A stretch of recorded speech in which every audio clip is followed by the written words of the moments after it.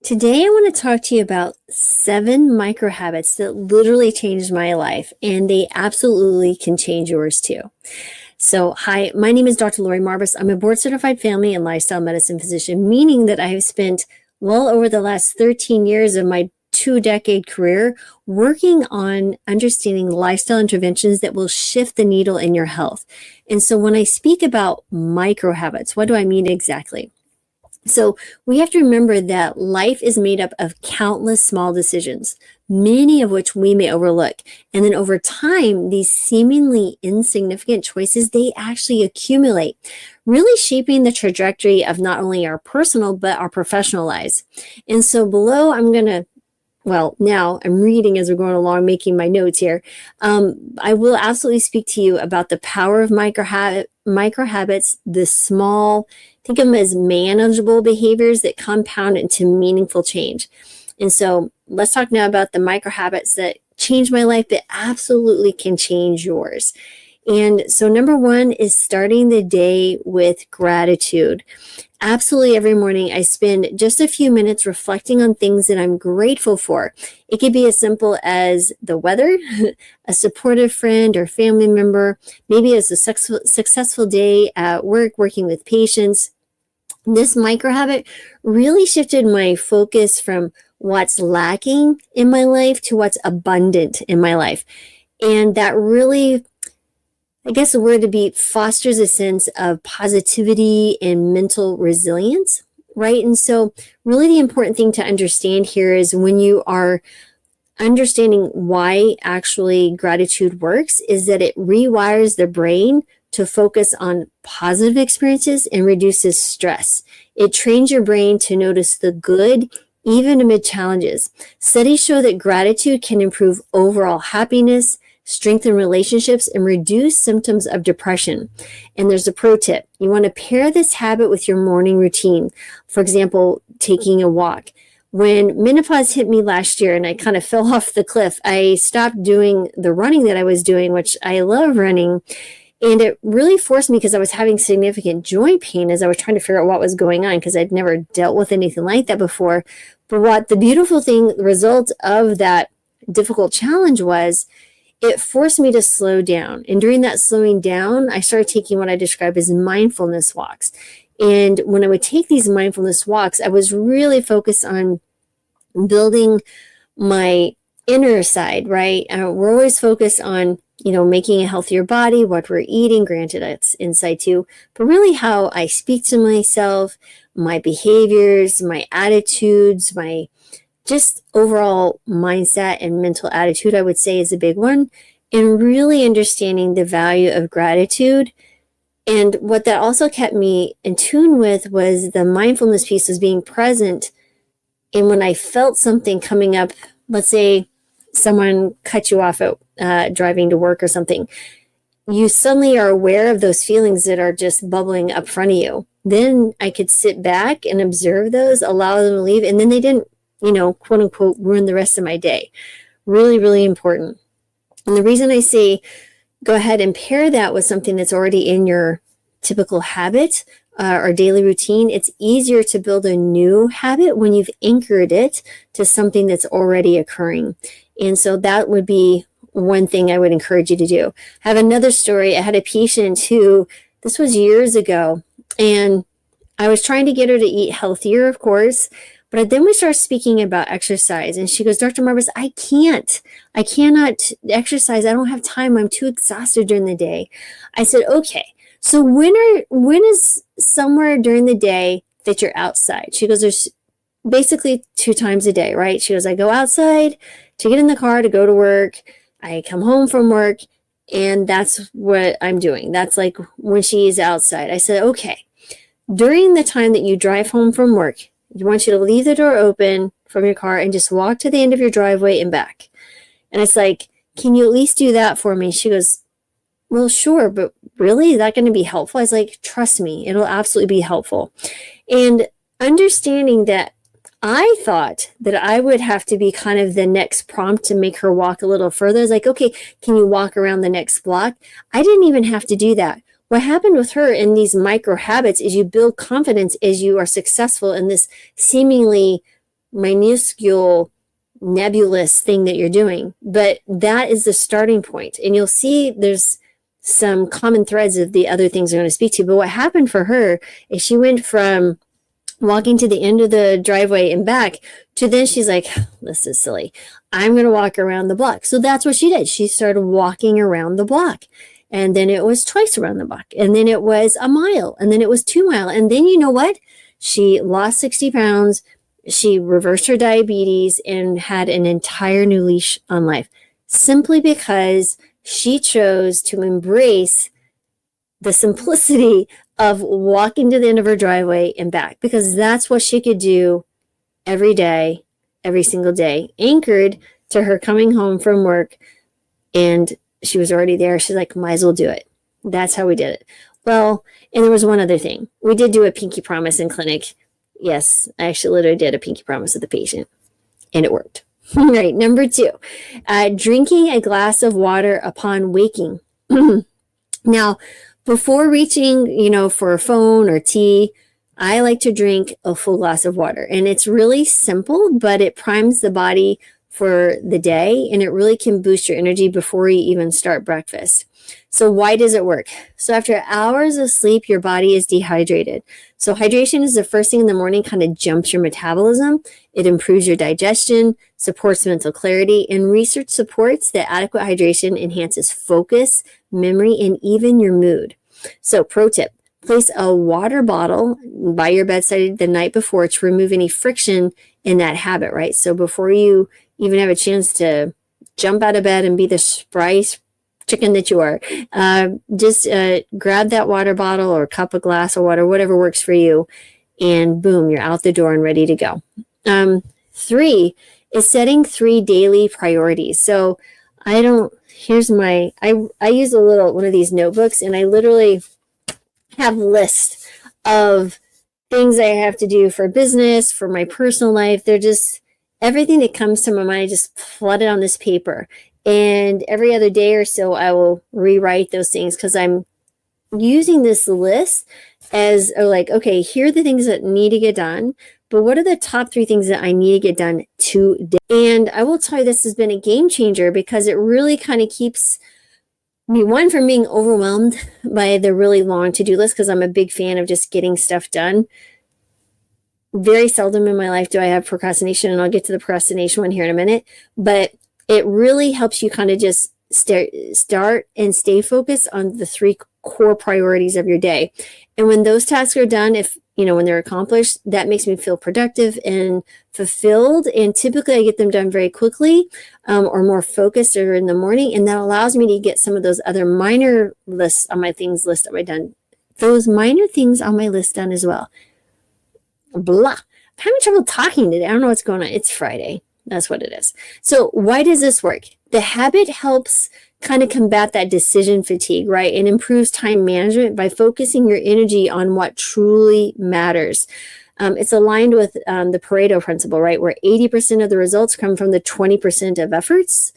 And really, I'd almost say this is the same thing with mindset, right? 20% of the work that you need to be, 80% of your results is really the mindset work that you do, right? So you do a little bit of the mindset work. This is like I'm talking about microhabits, preparing yourself for the day. That'll give you 80% of the results that you're looking to get. And you have the right mindset. That's what the gratitude does as well. But anyway, pro tip, write your top 3 priorities on a sticky note or a planner so they can stay in front of mind. Or you can utilize something like I do. I just make a list. I have a business side and a personal side, and I write it all down. And honestly, I think this also helps me sleep better because my brain, the little monkey in there, or crazy roommate, or whatever you want to call it, likes to suddenly remember things and, right before bed or in the middle of the night. But typically I've also written it down. If I do think, I need to do that, I was like, I wrote it down. It's okay. I'll see it in the morning. And that allows me to not worry about forgetting. It's literally written down. I've tried to do things online. Maybe I'm just too old. I just like to write things down. There's something about writing it down. I hope that helps. Next is number 4 is the 2-minute rule for procrastination. Like I said, I think I've innately done this my entire life. I considered a a blessing. But whenever I do catch myself having some resistance or wanting to procrastinate, I wouldn't even say it's procrastinating. It's more resistance because I still am going to do it, because literally this is like, it will drive me insane not getting stuff done. I'd rather suffer dealing with it now than the agony of putting something off. Is just blows my mind. So what you can do is, whenever you catch yourself procrastinating, commit to doing the task for just 2 minutes. And when this is when you're trying to start, for example, or finish something one you don't want to do, or maybe you're trying to start a new habit that has a little bit of friction in it, if you can just get going on the first 2 minutes, that really, the simple trick kind of takes the daunting task and makes them feel manageable. It's like, I'm just going to do this for 2 minutes. I'm just going to do this for 2 minutes. And more often than not, I would say you're going to either end up finishing the entire task or getting through the majority of it. And why does this work? Because the hardest part of most tasks is just getting started. It literally is. It's kind of like making dinner, right? So you want to procrastinate. You're just like, I don't want to do dinner. I'm tired. But what if you just like, I'm just going to set out the food. I'm just going to get started just for 2 minutes. And if I don't want to, it's easy to put back. Literally, because you get started, then you're just like, it's already out. I'm going to save myself one, money, because you're probably not going to order DoorDash, or two, you're also going to be eating healthier because you're cooking food at home. And so that's really important. So remember, why this works is, again, because the hardest part is getting started, and the 2-minute rule lowers that psychological barrier to entry, right? You're leveraging momentum to help you continue. And the psychologists call this, and I'm going to say this wrong, Zeigarnik effect, where starting a task makes your brain want to complete it. And the other piece is this, if you look at the BJ Fogg behavioral model, it's basically, he's a behavior scientist at Stanford, and I've spent a workshop with him for a month. It was the most fabulous thing. I learned so much.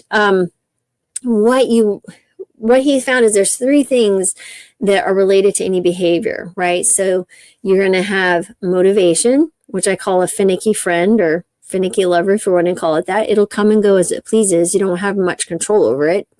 Lots of things will go into motivation. Ability. So this is the lever of something to make it easier or harder. And the other thing is a prompt or a trigger, right? So if you don't have those 3 things, you are not going to have a behavior. And this applies to any human behavior. So for example, if I had to go to the bathroom, so this behavior is going to the bathroom. I know it sounds silly, bear with me. So the prompt is the bladder's going, hello, I need to go. So you're like, okay, I hear you. So now that was your prompt or your trigger, right? The ability is, well, how close am I to a bathroom, right? You have a bathroom, great. If you're traveling, you certainly understand the urgency to find a bathroom or pull over. So that's the ability. So the harder it is to go to the bathroom, the more urgent it's going to become. Maybe your motivation clicks up from there. But your motivation is to go to the bathroom, right? Because you don't want to, have an accident and it's uncomfortable. So those are the 3 things that are evolved from the behavior. The other piece to notice is that when your motivation is low, right? So you don't have, like, something is not fun and you're just like, man, I don't want to do it, like cooking dinner when you're tired. This is where the 2-minute rule comes in. So now you're making that ability, right? The ability to do a task easier, because you, in your mind, you're using the 3-pound organ in your head. In your mind, you define this now task to be done. Instead of cooking for 30 minutes, you've limited it to 2 minutes. Or you could say, you can do it in other things. If you don't want to use a time, that's fine too. Or you can just set the timer on your microwave or your oven and, like, say for 2 minutes, I'm going to make the motion to make dinner or do something. And before you know it, the timer's off and you're well on your way. So, so I would say pro tip would be, apply this habit to anywhere that you often procrastinate. For example, like, again, starting the workout or answering emails, whatever that task is, do it there first. Number 5 is an evening reflection, right? So before going to sleep, I like to take a few minutes to reflect on my day, right? I ask myself 3 questions. What went well, right? Where did I struggle? What could I have done better? And then what's the one thing that I'm proud of today, right? So that really helps foster a sense of closure and progress. So why it works, the data shows that reflecting on daily experiences boosts self-awareness and helps you learn from successes and failures. So it really cultivates what we describe as a growth mindset and enhances emotional intelligence. Pro tip, you can use a journal to document your reflections for long-term insights. You may notice patterns over time. Sometimes I'll journal, sometimes I won't. I like to journal when I'm kind of creating a goal and I'm trying to understand how I'm going to make that goal more concrete and what the behaviors are that I need to do to get that goal. I break it down into those smaller tasks. And so that can be very helpful. So again, whatever works for you, but even if it's just a mental reflection, that works fine too. Number 6 is stretching for 1 minute, right? So whether you're waking up or during work breaks or before bed, making time for just 60 seconds of a stretch can really reduce tension and improve your flexibility. I like to do squats, like you can hang on to, there's a little counter here, and I stretch my back and just kind of just squat as low as I can. Boy, that feels good. So why does that work? Well, it increases blood flow, it reduces muscle stiffness, and it can even improve your posture, right? So again, regular stretching is linked to less stress and greater body awareness. Pro tip, you can incorporate it doing all sorts of things. You can do it to, again, into existing routines, like waiting for your coffee or tea to brew or during TV commercials. And number 7, final one, learning something new daily. So every day I dedicate 10 plus minutes to learning something new, whether it's reading an article, listening to a podcast, watching an educational video, or preparing for these lives. There's a lot of learning that I do here. That really, because I have an innate sense of curiosity, that just continues to feed it. And I've had this for a very long time. And I will tell you, it's the one thing that thinks your mind agile. I look at comments on the YouTube, or I have patients ask me questions, and it just like, I do wonder about that. I don't know. Let me get back to you. So I promise them, one, that I'm going to deliver an answer, which forces me to follow through with learning what I intended to learn. And if I can't find it, I go in search of someone who maybe can help me. But typically, with Google and all the rest of it, the amount of knowledge that we have available at our fingertips every day, it's pretty easy to understand it. And then the beautiful thing too is then when you learn something is one thing, but then you have to transform it to where you can teach it or share that knowledge with someone. That is really important because that kind of cements the knowledge into your brain. People have always said, well, how do you remember so many things? And I think a big piece of it is at my heart. I'm a teacher and I love to educate and share with people because teachers were some of the most solid and most influential individuals in my life. And I think that inspires me to do that. But I think it's really taking that information and then turning it into something that you can teach. When I was in medical school, I went to medical school with 3 little kids. So I met my husband in college. We got married. I stayed home for 6 years and had my kiddos. My daughter and I started medical school and kindergarten the same day. Only one of us was crying, and it wasn't her. And so the boys were 3 and 10 months old, 3 years old and 10 months old. And I was just shy of turning 29. And so with that, I was really busy. My grandmother also lived with us. She ended up having breast cancer and a stroke during my 4 years of medical school, the 3rd year of medical school in particular. My husband was traveling. He was active duty Air Force and would drive 100 miles one way to work every single day for my first 2 years of medical school. And I did an MD MBA program. So my life was chaos for a while. And so I remember walking into the pharmacology classes, and this was back in the late 90s, right? So you have to remember, they gave me a stack of these notes.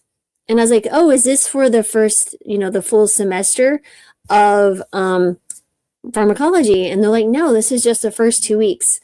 I can't even tell you, that was like my heart broke. So what I started doing was diving deeper into the material, and I started utilizing cartoons to memorize things. I would group things together, things that made sense. And before you know it, my classmates were asking more about that. And it's like, hey, can you share these with me? So now I not only have to learn it for myself, I'm creating images for myself to memorize, but now I'm thinking, how can I teach this?